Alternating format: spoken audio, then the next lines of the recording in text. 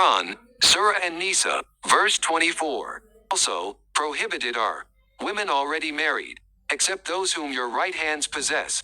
Thus hath Allah ordained against you. Except for these, all others are lawful, provided ye seek them in marriage, with gifts from your property. The term those whom your right hands possess are enslaved women or female captives. While Surah An-Nisa, verse 24 do not mention slaves outside of a marital context, several other verses such as Surah Al-Mu'min verse 5 and 6 and Surah Al-Ma'arij, verse 29 and 30, make clear reference to sexual activity with slaves with whom the owner is not married, by explicitly distinguishing between his sexual access to his wives, and his sexual access to his slaves. Quran, Surah Al-Mu'min 23, verse 5 and 6. And the ones who are preservers of their private parts, except from their spouses and what their right hands possess, then surely they are not blameworthy. Quran, Surah Al-Ma'arij, verse 29 and 30. And they are the ones who preserve their private parts, except with their spouses or what their right hands possess, then surely they are not blameworthy. Quran, Surah An-Nisa, verse 24 explains that, according to Islamic law, married women and enslaved females are required to oblige their husband's sexual advances. Raping one's slave or wife is permissible. The concept of rape is thus deemed to be equally non-existent in the contexts of both marriage and slavery. This is the illustrated story behind the Quran, Surah An-Nisa, verse 24. Muhammad ordered his army to attack an Arab pagan tribe, Banu Adas. Attack the people of Banu Adas. The Muslim army rode their horses to the location of Banu Adas. The people of Banu Adas saw the Muslim army and they fled in fear.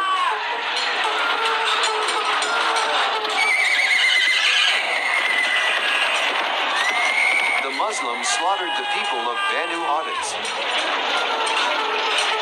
Banu Adas people surrendered quickly. Tie up the prisoners. Let's enjoy these female captives. Yes, it's our right to do so after conquering them. But we know them and their husbands. You're right. They're here and still alive.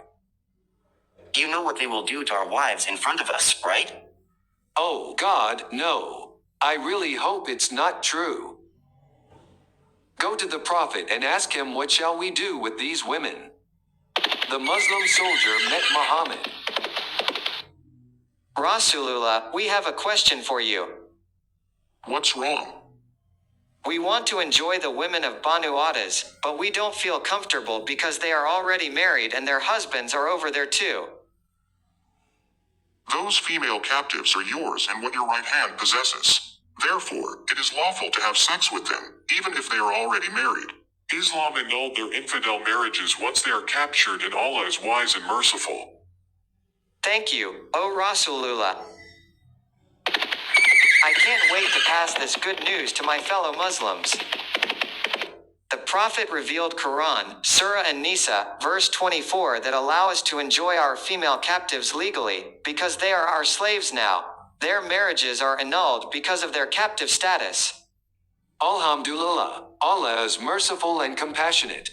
So, Muslim soldiers did what Allah and His Messenger allow them to do with the female captives. Is the behavior of Muhammad and his soldiers still being carried out by Muslims in modern times?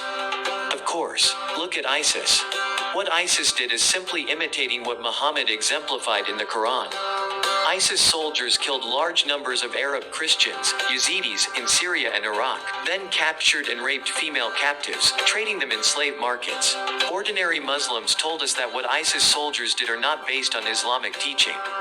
They said that because they never read the background of the events of Quranic verses and the biography of Muhammad. They want to preach Islam to the non-believers, but they do not know the behavior of the Prophet himself. If Islam succeeds in taking control of our country, then these ordinary Muslims will flee from here, just as Muslim Arabs fled from their country here.